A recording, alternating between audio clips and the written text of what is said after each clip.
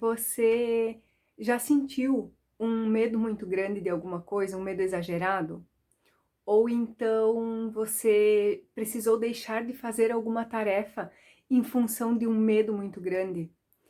Por exemplo, você tem medo de aranha, um medo irracional, um medo muito grande de aranhas, e aí você evita de ir em qualquer lugar que seja a céu aberto porque você tem medo, um pavor de que possa aparecer alguma, e aí você acaba se privando de várias coisas, né, de várias convivências em função disso. Se isso já aconteceu com você, pode ser que você tenha uma fobia específica. Se você quer saber um pouquinho mais sobre isso, fica comigo até o final desse vídeo que eu vou explicar para você. E se você não me conhece, eu sou Aline Bedin, eu sou psicóloga e eu estou aqui para ajudar você a enfrentar os desafios da ansiedade e da depressão, e mais do que isso, a superar cada um deles. Nesse vídeo eu vou falar para você o que é uma fobia específica, e para que isso fique mais claro para você, eu vou contar um exemplo pessoal sobre esse assunto, e eu vou te contar também como eu superei isso. A fobia específica é um medo exagerado e muitas vezes até irracional de alguma situação ou algum objeto, e que isso te impede de realizar qualquer tarefa, de fazer qualquer coisa que esteja relacionada a esse medo. Então isso acaba atrapalhando o seu dia a dia, né? Então é normal a gente sentir medo, isso faz parte, né? Mas quando você tem esse medo exagerado, quando esse medo se transforma em fobia, você acaba tendo prejuízo no seu dia a dia. E para te explicar, para te contar um pouco mais sobre isso, então, eu vou te contar a minha história agora. Então, eu fiz CNH quando eu tinha 19 anos, faz pouquinho tempo, tá? E, na verdade, o processo, né, de fazer a CNH foi super tranquilo. Fiz todas as aulas sem problema nenhum, fiz os testes bem tranquilamente, passei tranquilamente. E aí, depois de uns dias que eu recebi a minha CNH, eu saí de carro, né? Saí sozinha. E aí, num ponto lá, eu empaquei o carro numa subida, não consegui mais sair do lugar, me desesperei.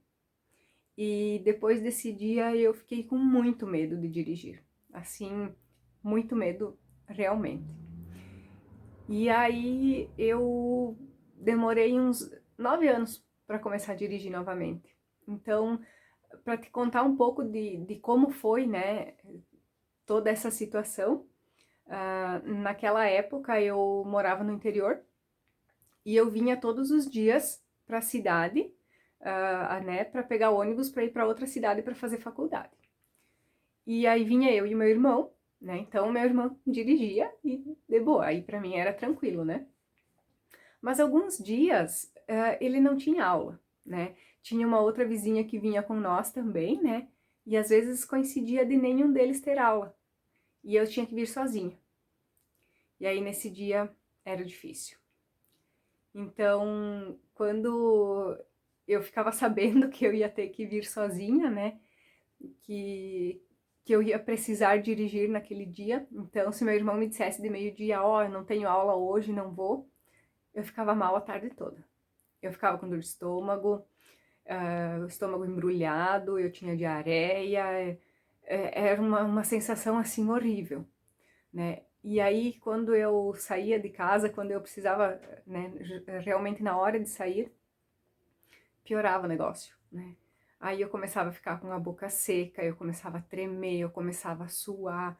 Enfim, é uma infinidade de sintomas, de sensações, assim, que acabam preocupando muito a gente, né? Que acabavam me preocupando muito e me atrapalhando muito também. Então, o que que acontecia? Eu, né, precisava, digamos que acontecesse, sei lá, uma vez por mês mais ou menos, que eu precisasse, né, vir para a cidade sozinha. Então, nesse dia eu me obrigava, não tinha como fugir, né? Então eu vinha e vinha com muito medo. E aí depois eu tinha, né, se eu vinha uma vez por mês, eu tinha os outros 29 dias para treinar, né, para aprender, para aperfeiçoar, para ter alguém comigo para me ajudar nisso, né? E às vezes eu pensava, pois é, hoje eu poderia ir dirigindo, né? Mas eu não ia, não vinha dirigindo, né? Então isso acabava que eu, de um lado, me sentia aliviada por não precisar fazer, e por outro lado, eu me sentia frustrada por não fazer. E aí, às vezes que eu me obrigava a vir, que eu tinha que vir sozinha, aí eu acabava reforçando o meu sentimento de que eu não era capaz, porque eu estava tão nervosa, que eu acabava errando, que eu acabava fazendo barbeiragens, né? Deixava o carro morer, enfim, um monte de coisas.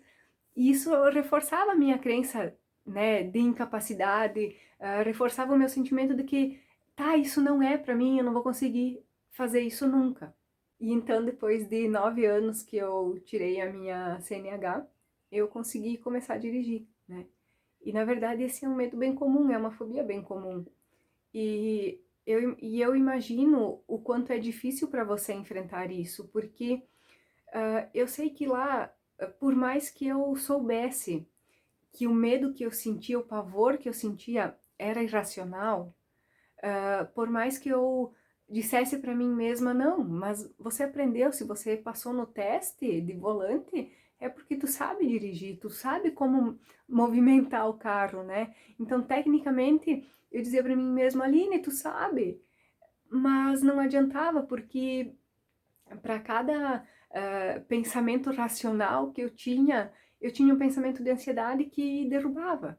Então eu simplesmente não conseguia enfrentar. E a forma que eu superei isso foi dirigindo. Então não fique bravo comigo, né? E eu imagino que nesse momento você está um pouco confuso, né? Porque antes lá eu falei que a cada vez que eu dirigia eu acabava me sentindo pior, né? Porque acabava errando, enfim, e isso acabava reforçando a minha crença de incapacidade. E na verdade, sim, isso aconteceu de fato. E também é verdade que eu superei isso dirigindo. Mas existe um jeito certo de fazer, né? Então, lá na época em que eu comecei a dirigir, eu não busquei ajuda profissional. Hoje eu vejo que se eu tivesse feito isso, eu teria sofrido bem menos, né? Mas o que que eu quero dizer para você? O que que eu quero te mostrar com isso, né? Que para perder o medo, para começar, eu precisei fazer isso a pequenos passos. Então, lá no início, as primeiras vezes, eu treinava, né? As primeiras vezes que eu dirigi, o meu marido estava junto, ele me acompanhava, ele me orientava, né? E aí depois eu dirigia só para ir trabalhar, né? E era um trajeto bem pequeno, então eu saía, de manhã eu saía bem cedo, então quase não tinha movimento na rua. No fim do dia, quando eu voltava também, eu já saía um pouco mais tarde e também já não tinha mais muito movimento na rua, então isso facilitou para mim. De meio-dia, que era um horário que tinha mais movimento, eu não vinha para casa para almoçar, né? Claro que tinha outros motivos, mas em partes para não precisar dirigir nesse momento, né? Então, uma coisa é fato: se você esperar se sentir confiante, se sentir seguro para enfrentar o medo que você tem, você não vai fazer isso nunca, né? Só que se você enfrentar de uma maneira muito brusca, como eu fazia lá no começo, também não dá certo. Então você precisa ir caminhando um passo de cada vez. Você precisa fazer uma evolução por dia, né? O importante é que você faça todos os dias um pouquinho por dia e não pare, né? Isso é o que vai fazer você chegar no seu objetivo, que vai fazer você realmente enfrentar esse medo que você tem, realmente você melhorar dessa fobia ou então de qualquer outro medo, né? E claro, se esse conteúdo te ajudou, se fez sentido para você isso que eu falei, deixa o teu comentário aqui embaixo do vídeo. Conta para mim qual que é o medo que você precisa enfrentar, ou então Compartilhe esse vídeo com alguém que você sabe que possa se beneficiar. É a tua interação que me ajuda a levar esse conteúdo cada vez mais longe.